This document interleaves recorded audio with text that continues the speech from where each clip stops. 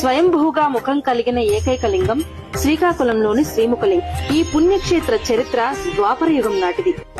ఆ కాలంలో వామదేవ మహర్షి లోక కళ్యాణార్థం నారాయణ యజ్ఞం చేస్తాడు. హోమ సమిధులు తెచ్చేందుకు గంధర్వులను అడవిలోకి పంపిస్తాడు.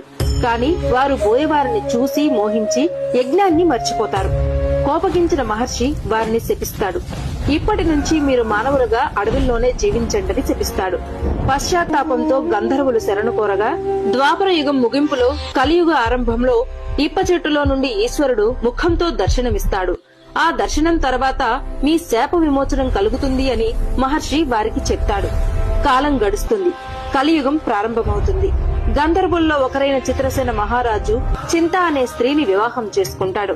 తర్వాత కొంతకాలానికి చిత్కల అనే జంగమ స్త్రీ కాశీకి వెళ్తూ దారి తప్పి రాజు వద్ద ఆశ్రయం కోరుతుంది. ఆ రాత్రి ఆమెకు కలలో శివుడు దర్శనమిచ్చి కాశీకి వెళ్లవలసిన అవసరం లేదు, నేను ఇక్కడే ఇప్ప చెట్టులో వెలసి దక్షిణ కాశీగా మారుతాను అని చెబుతాడు. మరుసటి రోజు అది విని రాజుకు శాపం గుర్తుకు వస్తుంది. చిత్కలను రెండవ భార్యగా స్వీకరించి తన ఇద్దరి భార్యలకు ఇప్ప చెట్టును పూజించమని నిర్ణయిస్తాడు. రోజు భక్తితో పూజించిన చిత్కల కొమ్మపై బంగారు ఇప్ప పూలు పూస్తాయి. అహంకారంతో పూజించిన చింత కొమ్మపై సాధారణ పూలు మాత్రమే పూస్తాయి. అసూయతో చింత గొడవ పెట్టి కొమ్మలు మార్చమని రాజును కోరుతుంది. కాని దేవుని చిత్తం మాత్రం మారదు. మళ్లీ చిత్కల కొమ్మలకు బంగారు పూలే పూస్తాయి. చింత చిత్కలను నిందించడం మొదలు పెడుతుంది. చివరికి రాజు విసిగి చెట్టును నరికేస్తాడు. అప్పుడు ఆ చెట్టు నుండి దివ్యమైన అగ్ని జ్వాలలు లేచి రాజును మూర్ఛితుని చేస్తాయి. భయంతో చిత్కల పరమశివుణ్ణి ప్రార్థిస్తుంది.